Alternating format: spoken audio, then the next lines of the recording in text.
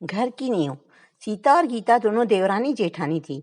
सीता नौकरी करती थी और गीता घर संभालती थी। पूरा परिवार सुख से रहता था।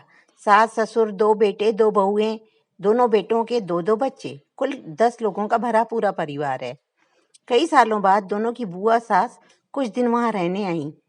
सुबह उठते ही बुआ जी ने देखा सीता जल्दी जल्दी अपना काम निपटा रही थी। गीता ने सबका नाश्ता टिफिन बनाया, जिसे सीता ने सबको परोसा। टिफिन पैक किया और चली गई ऑफिस। गीता ने फिर दोपहर का खाना बनाया और बैठ गई सास और बुआ सास के पास। बुआ जी से रहा नहीं गया। बोली, छोटी बहू, तेरी जेठानी तो अच्छा हुक्म चलाती है तुझ पर। सुबह से दिख रही हूँ रसोई घर में तू लगी है, और वह महारानी दिखावा करने के लिए सबको नाश्ता परोस रही थी, जैसे उसी ने बनाया हो। गीता और सास ने एक दूसरे को देखा।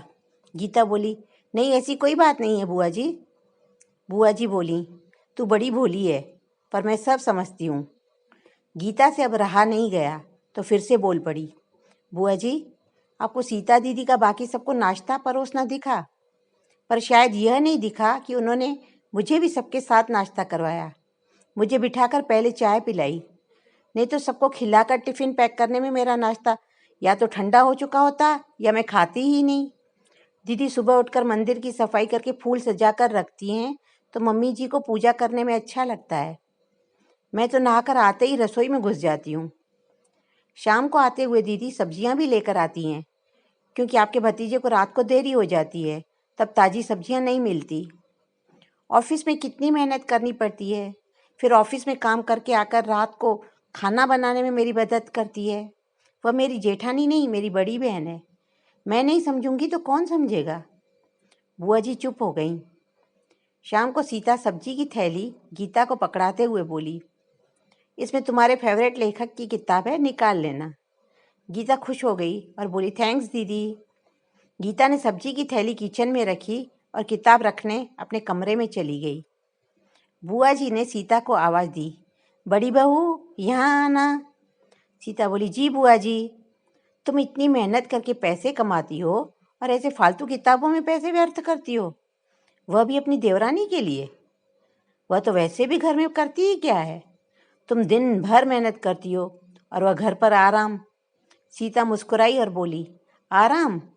गीता को तो जबरदस्ती आराम करवाना पड़ता है। सुबह से बेचारी लगी रहती है किचन में।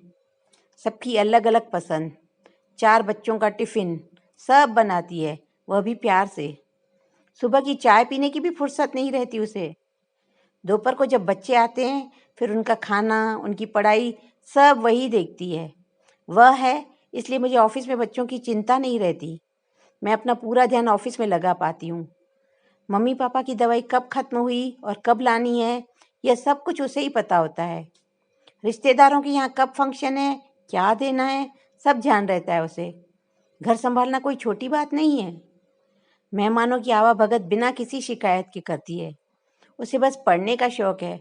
फिर मैं अपनी छोटी बहन की छोटी सी इच्छा पूरी नहीं करूँगी तो कौन करेगा। बुआ जी की बोलती फिर बंद हो गई। सीता वहाँ से उठकर चली गई। ये सारी बातें उसकी सास पूजा करते हुए सुन रही थी। सास बुआ जी के पास आकर बोली, जीजी, ये दोनों देवरानी जेठानी नहीं, बल्कि सगी बहनों जैसी हैं और एक दूसरे का अधूरापन पूरा करती हैं। मेरे घर की मजबूत नींव हैं यह दोनों, जिसे हिलाना नामुमकिन है। उल्टी सीधी पट्टी तो कई लोगों ने दोनों को पढ़ानी चाहिए, पर यह दोनों एक दूसरे की बुराई ना तो करती हैं और ना ही सुनती हैं। बुआ जी की बोलती पूरी तरह से बंद हो गई। यह कहानी आपको कैसी लगी, हमें कमेंट करके ज़रूर बताएं। कहानी अच्छी लगे तो वीडियो को लाइक करें, शेयर करें व चैनल को सब्सक्राइब करें। धन्यवाद।